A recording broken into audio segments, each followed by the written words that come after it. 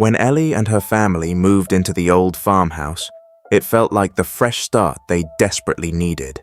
Her parents had spent all their savings on the property, a creaky, century-old house nestled at the edge of a dense forest. The house was charming, if a bit eerie. Ellie didn't mind. She was just happy to have her own room, away from her little brother, Max. It was Max who found the mirror. "Ellie, come see!" he shouted from the basement one rainy afternoon. Ellie sighed, setting her book aside. "What now?" When she reached the basement, Max was standing in front of a massive, ornate mirror. Its frame was carved from dark wood, twisting into intricate patterns of vines and faces. "Where'd this come from?" Ellie asked, her voice echoing in the damp basement. Max shrugged. "Dunno, it was behind the old shelves." Ellie stepped closer, her reflection staring back at her. The glass was slightly warped, giving the impression that her reflection was off, like it moved just a fraction slower than she did. "Creepy," she muttered. Max grinned. "I like it." That night, Ellie couldn't shake the feeling that something was watching her. She chalked it up to nerves and the strangeness of the new house. But when she finally drifted off to sleep, her dreams were filled with shadows and whispers. The next morning, Max was unusually quiet at breakfast. "You okay?" Ellie asked. He nodded but avoided her gaze. That night, Ellie heard him talking to someone. She crept to his room and peeked inside. Max was sitting on his bed, facing the wall. "Max?" she whispered. He turned, startled. "Go away." "Who were you talking to?" "No one," he snapped, pulling the covers over his head.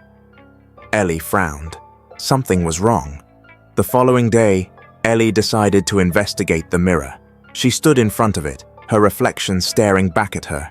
She leaned in close, studying the warped glass. "Who's in there?" she whispered, feeling silly. Nothing happened. But that night, the whispers started again, louder this time. They seemed to come from everywhere and nowhere at once. Ellie bolted upright in bed, her heart racing. She grabbed a flashlight and crept to the basement. The mirror loomed in the darkness, its surface shimmering faintly. "Max!" she called out, but the basement was empty. She stepped closer to the mirror, the beam of her flashlight trembling. Her reflection stared back at her, but something was wrong. The face wasn't hers. The eyes were darker, the smile wider, the expression wrong. A hand pressed against the other side of the glass. Ellie stumbled back, her flashlight clattering to the floor. The mirror began to pulse, the carved faces on the frame seeming to twist and writhe. "Ellie!" Max's voice echoed from somewhere far away. "Max!" she screamed. The mirror rippled like water, and she saw him, trapped on the other side, pounding on the glass.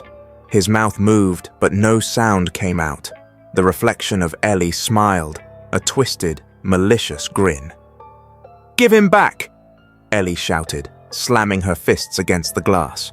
The reflection tilted its head, then stepped aside, revealing Max curled in a corner, his face pale and his eyes wide with terror. "Take his place," the reflection whispered, its voice a chilling echo. Ellie hesitated, tears streaming down her face. "Please," Max mouthed. Without thinking, Ellie reached out. The glass was cold, and the moment her fingers touched it, she felt a pull, as if the mirror were swallowing her whole. Everything went black. When she woke up, she was in the basement, staring at the mirror. Max was beside her, shaking her awake. "Ellie, are you okay?" She hugged him tightly, relief washing over her. But when she glanced at the mirror, her heart froze. Her reflection didn't move. It stood still, smiling that same twisted smile, watching them as they ran upstairs. And later that night, when Ellie passed by another mirror in the hallway, her reflection waved.